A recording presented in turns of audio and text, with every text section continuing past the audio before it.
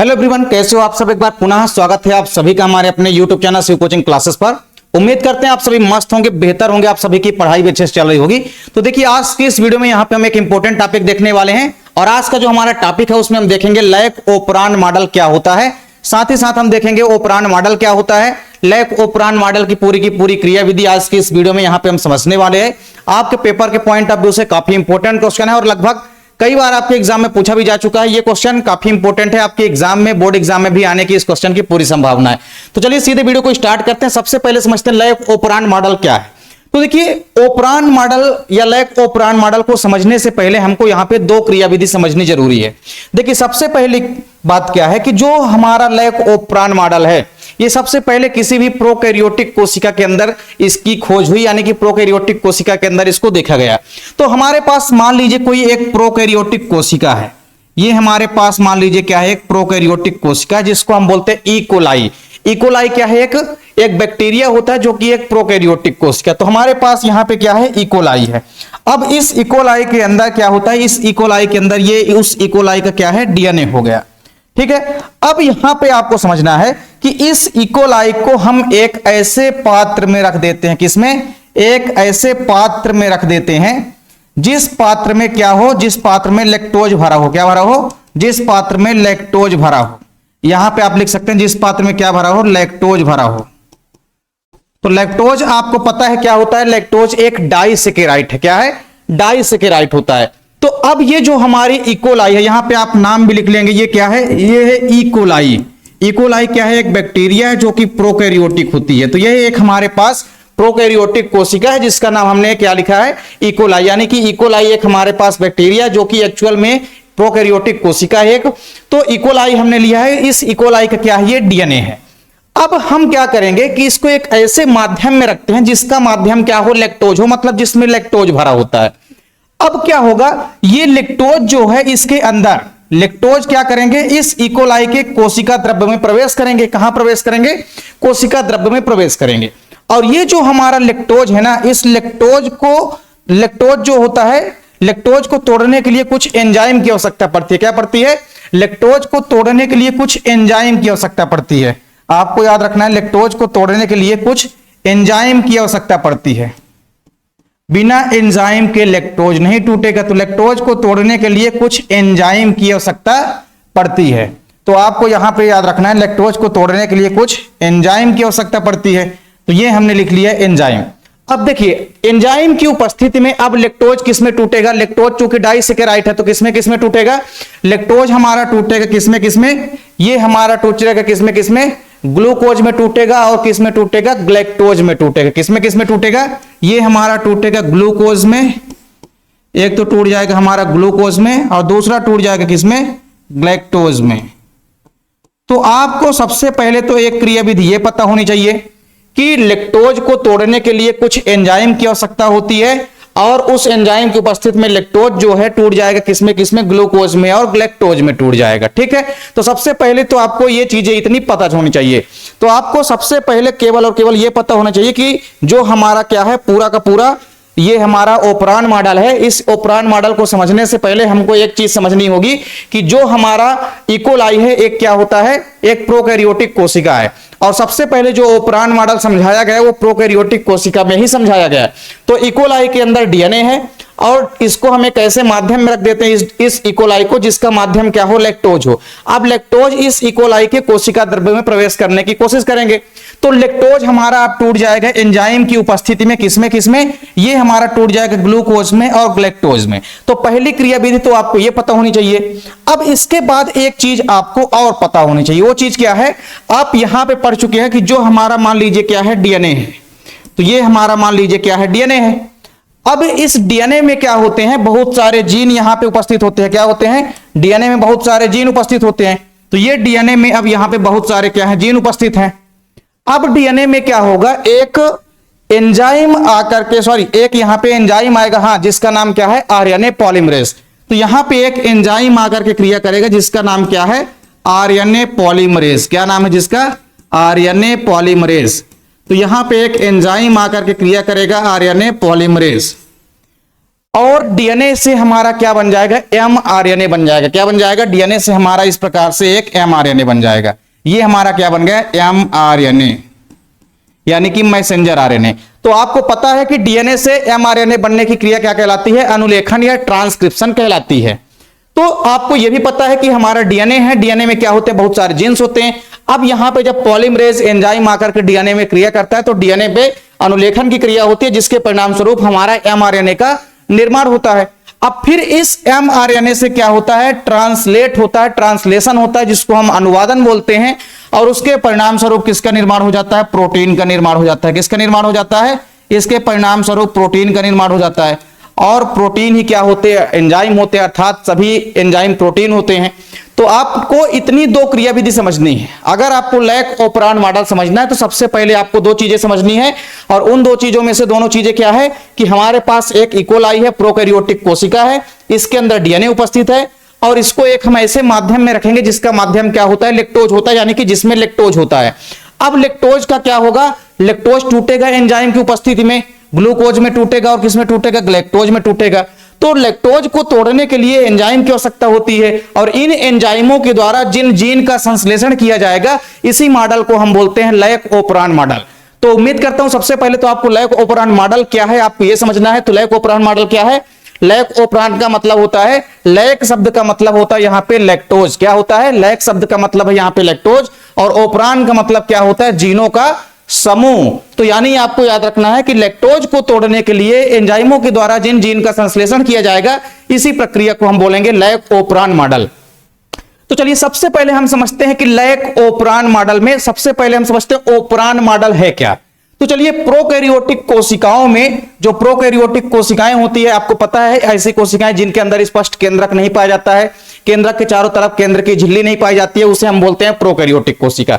तो देखिए, lack ओपरान model में सबसे पहले हमको समझना है कि ओपरान मॉडल है क्या एक्चुअल में। तो प्रोकैरियोटिक कोशिकाओं में एंजाइम का संश्लेषण कैसे होता है, एंजाइम का संश्लेषण करने की जो क्रिया विधि होती है, उसी को समझाने के लिए दो वैज्ञानिक हैं जिनका नाम है जैकब। यहां पे आपको बना लेना जैकब एवं मोनार्ड ने एक जीन नियंत्रित मॉडल दिया। मतलब ऐसा मॉडल जिसमें एंजाइम के संश्लेषण के लिए जीन नियंत्रण होता है, मतलब जीन नियंत्रित करते हैं एंजाइम के संश्लेषण को। तो प्रोकैरियोटिक कोशिकाओं में आपको समझना है कि एंजाइम के संश्लेषण के लिए एक जीन नियंत्रित मॉडल दिया, मतलब ऐसा मॉडल जो जीन के द्वारा नियंत्रित होता है, उस मॉडल को दिया जैकब एवं मोनार्ड ने। तो आपको याद रखना है, इसी मॉडल को हम क्या कहते हैं, इसी मॉडल को हम कहते हैं लैक ओपरान मॉडल, या आप सबसे पहले समझिए ओपरान मॉडल। तो ओपरान मॉडल क्या है, तो आपको याद रखना है कि जैकब एवं मोनार्ड ने क्या किया, प्रोकैरियोटिक कोशिकाओं में एंजाइम का संश्लेषण कैसे होता है, तो एंजाइम का संश्लेषण की जो क्रिया विधि होती है, उसको समझाने के लिए एक जीन नियंत्रित मॉडल दिया। तो जैकब एवं मोनार्ड ने एक ऐसा मॉडल दिया जो कि जीन नियंत्रित मॉडल था, मतलब एंजाइमों का संश्लेषण तो हो रहा है, लेकिन उस पर नियंत्रण किसका है, जीन का नियंत्रण है। तो सीधी सी बात है, जब जीन का नियंत्रण होगा एंजाइमों के संश्लेषण में, तो इस मॉडल को हम बोलते हैं ओपरान मॉडल। क्या बोलते हैं, ओपरान मॉडल बोलते हैं। तो आपको याद रखना है, सबसे पहले जैकब एवं मोनार्ड ने किसी भी प्रोकैरियोटिक कोशिका के अंदर एंजाइम का संश्लेषण जो होता है, उस पर जीन का कैसे नियंत्रण होता है, इसी के आधार पर एक मॉडल दिया जिसे हम बोलते हैं ओपरान मॉडल। इस कार्य के लिए इन दोनों को, यानी कि जैकब एवं मोनार्ड को, आपको याद रखना है, नोबेल प्राइज से भी सम्मानित किया गया था 1965 में। कब, 1965 में इन दोनों को इस कार्य के लिए नोबेल पुरस्कार से भी सम्मानित किया गया था, क्योंकि इन्होंने बहुत खास मॉडल बनाया, यानी एंजाइमों का जो संश्लेषण होता है उस पर जीन का कैसे नियंत्रण होता है, जीन के नियंत्रण के आधार पर मॉडल बनाया कि किसी भी एंजाइम के संश्लेषण में जीन का नियंत्रण होता है, और इसी आधार पर उन्होंने किसी प्रोकैरियोटिक कोशिका के अंदर यह मॉडल दे दिया, और इसी को हम बोलते हैं ओपरान मॉडल। तो सबसे पहले आपको बस ओपरान मॉडल क्या होता है इतना समझना है। तो ओपरान मॉडल की आपको परिभाषा इसको नोट कर लेनी है। यह है हमारा ओपरान मॉडल, यहां पे आपको चेंज कर लेना है, यहां पे आपको लिखना है ओपरान मॉडल। तो देखिए, ये जो हमारा ओपरान मॉडल है ना, सबसे पहले तो आपको समझ ले ओपरान मॉडल क्या है। तो आपने देख लिया ओपरान मॉडल क्या है। अब हमने आपको क्या कहा कि लैक ओपरान, तो हमारा जो मॉडल है, चूंकि हम पढ़ रहे हैं लैक ओपरान मॉडल, तो लैक ओपरान मॉडल का मतलब क्या है, लैक का मतलब हमने आपको बताया लैक्टोज, और ओपरान का मतलब होता है जीनों का समूह। मतलब लैक्टोज को तोड़ने के लिए जो एंजाइम विशिष्ट प्रकार के जीनों का निर्धारण करते हैं, या आप ये कह सकते हैं कि लैक्टोज को तोड़ने के लिए जो एंजाइम होते हैं वो विशिष्ट जीनों का निर्धारण करते हैं या विशिष्ट जीनों का निर्माण करते हैं। इस प्रक्रिया को हम बोलते हैं लैक ओपरान मॉडल। चलिए, तो सबसे पहले तो आप फर्स्ट पेज का यहां पे स्क्रीनशॉट ले लीजिए, क्योंकि ये पेज आपके लिए काफी इंपॉर्टेंट है। ये दोनों क्रियाविधि आपको समझनी पड़ेगी पहले, और इस क्रियाविधि को समझने के लिए आपको यहां पे नॉर्मल सा समझना है कि इसके बारे में बताया किसने, यानी जो लैप ओपरान मॉडल है हमारा, इसके बारे में बताया किसने। तो चलिए अब हम समझते हैं यहां पे कि जो हमारा ओपरान होता है, ओपरान है क्या? तो ओपरान होता है एक डीएनए का खंड होता है। क्या होता है? डीएनए का खंड। जैसे मान लीजिए क्या है, ये डीएनए है। अब इस डीएनए का एक छोटा सा खंड क्या होता है? छोटा सा खंड होता है ओपरान। तो जैसे मान लीजिए ये हमारे पास एक डीएनए है, तो इस डीएनए का इतने सारे खंड हैं, तो इसका कोई भी छोटा सा खंड हम ले लेंगे तो वो हमारा क्या कहला जाएगा? वो हमारा ओपरान कहला जाएगा। तो सिंपल सी बात हमको क्या समझ में आई कि जो हमारा ओपरान होता है वो डीएनए का एक क्या होता है? खंड होता है। तो देखिए जैकब एवं मोनार्ड के अनुसार जो ओपरान होता है ये डीएनए अथवा कोई भी जो जेनेटिक पदार्थ है उसका क्या होता है? एक छोटा सा खंड होता है, जो कि एकल नियमन इकाई की तरह कार्य करते हैं। ओपरान जो होता है वह रेगुलेटर, प्रमोटर, ऑपरेटर तथा संरचनात्मक जीन्स का बना होता है। चलिए यहां पे हम आपको थोड़ा सा पूरा का पूरा दिखाते हैं कि जो ओपरान है, ओपरान के अंदर कौन कौन से यहां पे जीन पाए जाते हैं। तो ओपरान में आप देखेंगे कि यहां पे दो प्रकार के जीन पाए जाते हैं।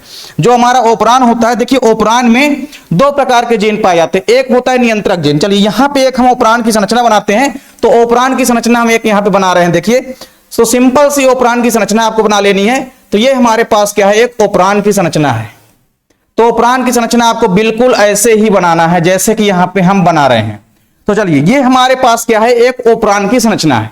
अब इस ओपरान की संरचना में आपको दो प्रकार के जीन दिखाई देते हैं। कितने प्रकार के जीन दिखाई देते हैं? दो प्रकार के जीन दिखाई देते हैं। एक तो नियंत्रक जीन होता है। क्या होता है? एक हमारा होता है नियंत्रक जीन, तो एक हमने लिख लिया नियंत्रक जीन। और फिर होता है दूसरा संरचनात्मक जीन। क्या होता है? दूसरा होता है हमारा संरचनात्मक जीन। तो ये हो गया हमारा संरचनात्मक जीन। तो एक हमारा हो गया क्या? एक हमारा हो गया नियंत्रक जीन और दूसरा हो गया संरचनात्मक जीन। तो देखिए यहां पे आप देखेंगे तीन चीजें होगी। संरचनात्मक जीन जो है ये भी तीन प्रकार का होता है, और जो हमारा नियंत्रक जीन है ये भी तीन प्रकार का होता है। तो यहां पे आप आसानी से देख सकते हैं कि जो हमारा संरचनात्मक जीन है और जो हमारा नियंत्रक जीन है। सबसे पहले जो नियंत्रक जीन होता है ये तीन प्रकार के होते हैं। देखिए कौन कौन से प्रकार होते हैं इसके? नियंत्रक जीन के हमारे तीन प्रकार होते हैं। सबसे पहला होता है रेगुलेटर। क्या होता है? सबसे पहला होता है रेगुलेटर। तो रेगुलेटर जीन होता है सबसे पहले, ठीक। इसके बाद होता है हमारा प्रमोटर जीन। क्या होता है? इसके बाद हमारा होता है प्रमोटर जीन। तो ये हो गया हमारा प्रमोटर जीन। फिर इसके बाद हमारा क्या होता है? एक होता है ऑपरेटर जीन। क्या होता है? एक होता है ऑपरेटर जीन। तो ये हो गया हमारा ऑपरेटर जीन। उसी प्रकार से संरचनात्मक जीन भी तीन प्रकार के होते हैं। तो संरचनात्मक जीन देखिए तीन प्रकार के कौन कौन से होते हैं? एक होता है हमारा क्या? एक होता है सिस्ट्रान जेड, एक होता है सिस्ट्रान बाई और एक होता है सिस्ट्रान ए। तो यहां पे भी आप लिख सकते हैं ये हो गया सिस्ट्रान जेड, ये हो गया सिस्ट्रान बाई और ये हो गया सिस्ट्रान ए। उसी प्रकार यहां पे देखिए नियंत्रक जीन तीन प्रकार के होते हैं। एक हो गया आपका regulator, R for regulator, O for operator, और यहां पे पी फॉर यहां पे हो गया प्रमोटर, और यहां पे हो गया ओ फॉर ऑपरेटर। तो हमने देखा कि जो हमारा ओपरान होता है, ओपरान दो प्रकार के जीनों से मिलकर के बना होता है। नियंत्रक जीन हो गया और संरचनात्मक जीन। नियंत्रक जीन तीन प्रकार के होते हैं, रेगुलेटर, प्रमोटर और ऑपरेटर। और उसी प्रकार संरचनात्मक जीन तीन प्रकार के होते हैं, सिस्ट्रान जेड, सिस्ट्रान बाई और सिस्ट्रान ए। तो यानी आपको एक ओपरान की संरचना समझ में आ गई। ओपरान की संरचना में दो प्रकार के जीन पाए जाते हैं, इसीलिए तो इसे हम जीन नियंत्रक मॉडल कहते हैं, क्योंकि इस क्रिया का नियंत्रण कौन कर रहा है? जीन कर रहा है।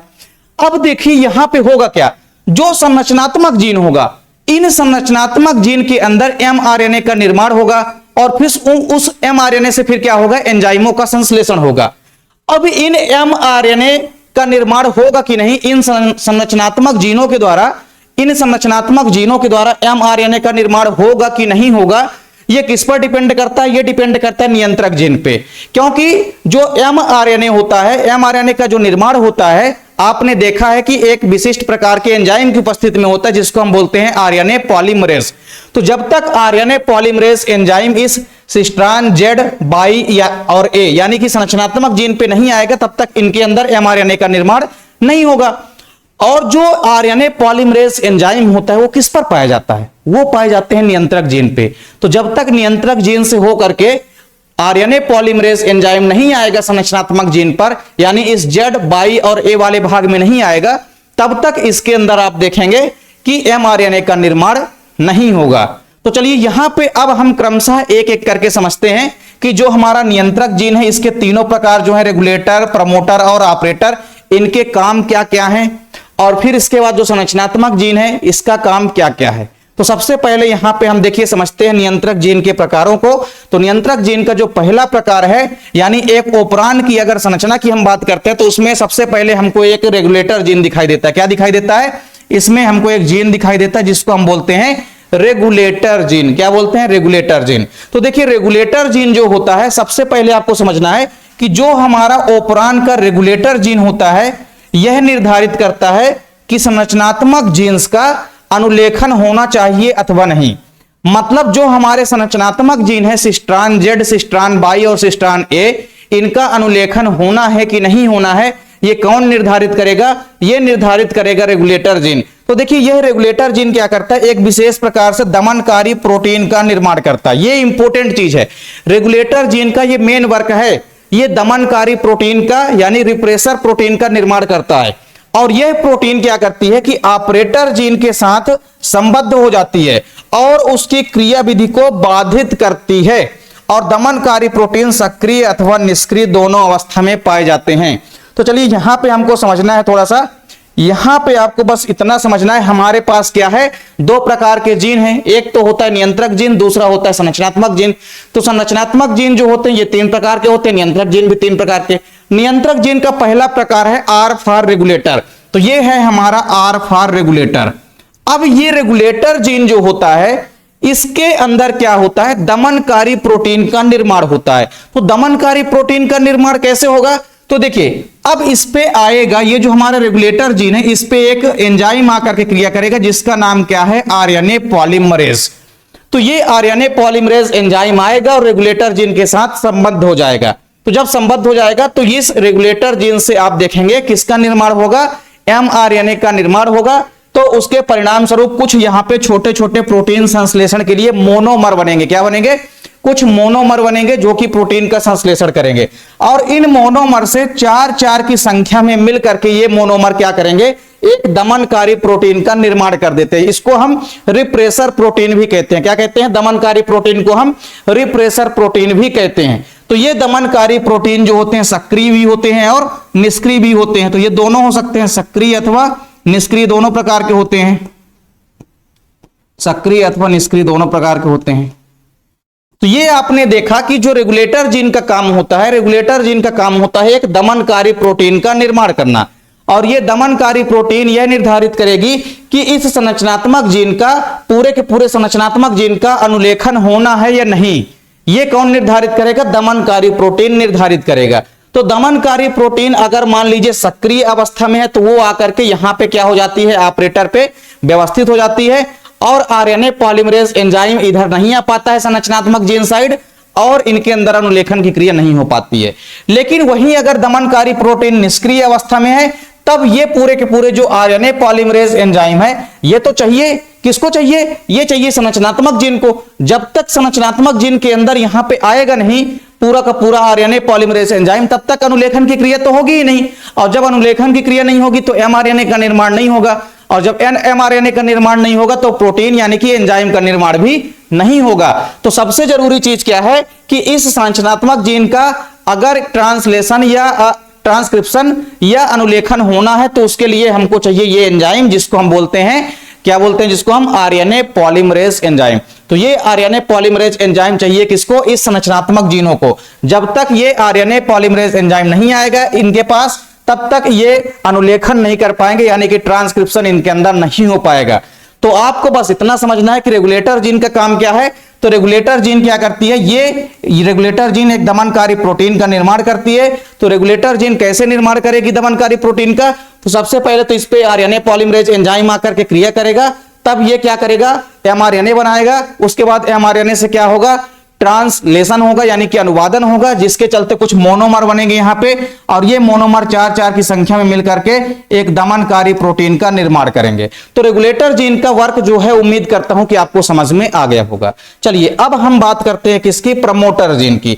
तो अब हम बात करते हैं प्रमोटर जीन जो होता है यह भी डीएनए के छोटे से खंड का बना होता है। सिंपल सी बात है, हमने पूरा का पूरा आपको यही बता दिया कि जो ऑपरान होता है वो डीएनए के खंड का ही बना होता है, तो यह भी डीएनए के एक छोटे से खंड का बना होता है। और सिंपल सी बात है, आपने डायग्राम में भी देख लिया कि प्रमोटर जीन जो होते हैं ये रेगुलेटर जीन और ऑपरेटर जीन के मध्य में उपस्थित होते हैं। तो आप देख भी सकते हैं यहाँ पे कि ये जो हमारा प्रमोटर जीन होता है, प्रमोटर जीन हमारा रेगुलेटर जीन और ऑपरेटर जीन के मध्य में व्यवस्थित होता है। तो आपने ये भी देख लिया। अब आपने यहां पे देखा कि पूरा का पूरा ये जो हमारा प्रमोटर जीन होता है, क्या होता है, जो हमारा प्रमोटर जीन होता है, प्रमोटर जीन काम क्या करेगा देखिए, तो यह रेगुलेटर तथा ऑपरेटर जीन के बीच में स्थित होता है। और इस जीन पर क्या होता है, आरएनए पॉलीमरेज एंजाइम आकर के बाधित होता है। यानी जो आरएनए पॉलीमरेज एंजाइम होता है जो कि संरचनात्मक जीनों को आवश्यक होगा अनुलेखन या ट्रांसक्रिप्शन के लिए, तो अनुलेखन के लिए जो आवश्यक आरएनए पॉलीमरेज एंजाइम है ये कहां पर आकर के बैठ जाता है, तो ये आकर के बैठ जाता है किस पर, ये आकर के बैठ जाता है प्रमोटर जीन के अंदर। ठीक है। और इसके अलावा आप देखेंगे जो संरचनात्मक जीनों द्वारा अनुलेखन के लिए आवश्यक होता है, तो संरचनात्मक जीन जो हैं उनको अगर अनुलेखन करना है तो उनको भैया आरएनए पॉलीमरेज एंजाइम तो चाहिए ही चाहिए। तो उसके लिए जो आरएनए पॉलीमरेज एंजाइम है वो कहां पर आकर के स्थित हो जाता है, तो प्रमोटर जीन पर आकर के क्या हो जाता है, स्थित हो जाता है। ये जो प्रमोटर जीन है यहां पे आप देखेंगे इस प्रमोटर जीन पे कौन आकर के व्यवस्थित हो जाता है, इस प्रमोटर जीन पे आकर के यहां पे आरएनए पॉलीमरेज एंजाइम क्या हो जाता है, व्यवस्थित हो जाता है। और यही आरएनए पॉलीमरेज एंजाइम जो है किसको चाहिए, यही आरएनए पॉलीमरेज एंजाइम चाहिए इन तीनों संरचनात्मक जीनों को। तो जब तक ये आरएनए पॉलीमरेज एंजाइम नहीं आएगा इन संरचनात्मक जीनों के पास, तब तक ये अनुलेखन नहीं कर पाएंगे, यानी कि ये तीनों जीन मिलकर के एमआरएनए का निर्माण नहीं कर पाएंगे।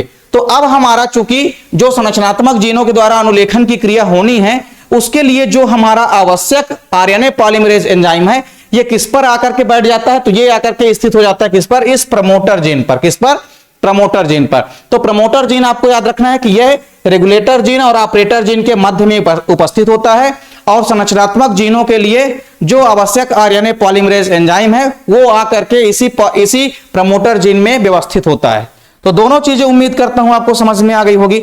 अब हम बात करते हैं ऑपरेटर जीन की। किसकी बात करते हैं हम, ऑपरेटर जीन की यदि बात करें तो देखिए ऑपरेटर जीन में क्या होता है, ये जो हमारा ऑपरेटर जीन है इस जीन पर रेगुलेटर जीन द्वारा उपस्थित या उत्पादित दमनकारी प्रोटीन बाधित होता है। और इस प्रकार ऑपरेटर जीन यह निर्धारित करता है कि दमनकारी प्रोटीन द्वारा संरचनात्मक जीन का दमन होना चाहिए अथवा नहीं। यानी सिंपल सी बात है, देखिए हमने आपको क्या बताया, यहां पे आप देख सकते हैं इस वाले डायग्राम में, यहां पे आप देख सकते हैं इजिली। अब ये हमारा जो दमनकारी प्रोटीन बना है ना, ये दमनकारी प्रोटीन आकर के कहां बाधित हो जाता है, ये दमनकारी प्रोटीन अगर सक्रिय अवस्था में होते हैं तो यहां पे आकर के कभी कभी व्यवस्थित हो जाते हैं। तो जब यहां पे आकर के दमनकारी प्रोटीन व्यवस्थित हो जाएंगे तो इस प्रमोटर जीन पे हमने क्या कहा कि इस प्रमोटर जीन पर क्या उपस्थित होते हैं, आरएनए पॉलीमरेज एंजाइम उपस्थित होता है जो कि इन तीनों यानी कि संरचनात्मक जीनों को चाहिए। तो अगर मान लीजिए दमनकारी प्रोटीन सक्रिय अवस्था में है और ये आकर के यहां पे विराजमान हो गया इस प्रकार से, ये इस प्रकार यहां पे अगर आकर के विराजमान हो गया, तब हमारा ये जो आरएनए पॉलीमरेज एंजाइम है ये आगे नहीं जा पाएगा Z/A के पास, यानी कि संरचनात्मक जीनों के पास। और ऐसे में संरचनात्मक जीनों का अनुलेखन नहीं हो पाएगा। लेकिन अगर निष्क्रिय अवस्था में होगा तो आप सिंपल सा देखेंगे यहां पे कि जब ये निष्क्रिय अवस्था में होगा तो यहां पे होगा क्या, निष्क्रिय अवस्था में होगा तो ये प्रमोटर जीन से हमारा आरएनए पॉलीमरेज एंजाइम कहां पहुंच जाएगा, ये पहुंच जाएगा धीरे धीरे करके Z/A और A की तरफ, यानी पूरा का पूरा यहां पहुंच जाएगा क्या, हमारा प्रमोटर जीन से होते हुए जो हमारा आरएनए पॉलीमरेज एंजाइम है ये कहां पहुंच जाएगा, संरचनात्मक जीनों पर पहुंच जाएगा। और फिर इन संरचनात्मक जीनों में अनुलेखन की क्रिया होगी, अनुलेखन की क्रिया होगी तो क्या बनेगा, एमआरएनए बनता है। तो ये बन गया यहां पे एमआरएनए, क्या बन गया, तो जब ये हमारा क्या पहुंच जाएगा, जब हमारा ये आरएनए पॉलीमरेज एंजाइम पहुंच जाता है संरचनात्मक जीनों के पास, तब संरचनात्मक जीनों का अनुलेखन हो जाता है, ट्रांसक्रिप्शन हो जाता है, यानी कि एमआरएनए का निर्माण हो जाता है। और फिर इस एमआरएनए के द्वारा क्या होगा, यहां पे एंजाइम का संश्लेषण होगा, क्योंकि यहां पे क्या होगा, एक प्रकार से अनुलेखन की क्रिया द्वारा ये अनुलेखन की क्रिया तो हो चुकी है, अब यहां पे ये 3 प्रकार के एंजाइम का संश्लेषण करेंगे। तो एमआरएनए पर 3 प्रकार के एंजाइम का भी यहां पे संश्लेषण होगा। तो तीनों एंजाइम कौन कौन से होंगे, देखिए तो ये जो हमारा जेड वाला सिस्ट्रान है, कौन सा, ये जो हमारा सिस्ट्रान जेड है, इसके द्वारा किस एंजाइम का संश्लेषण होगा, तो इसके द्वारा होगा बीटा गैलेक्टोसाइडेज एंजाइम का। किसका होगा, बीटा गैलेक्टोसाइडेज।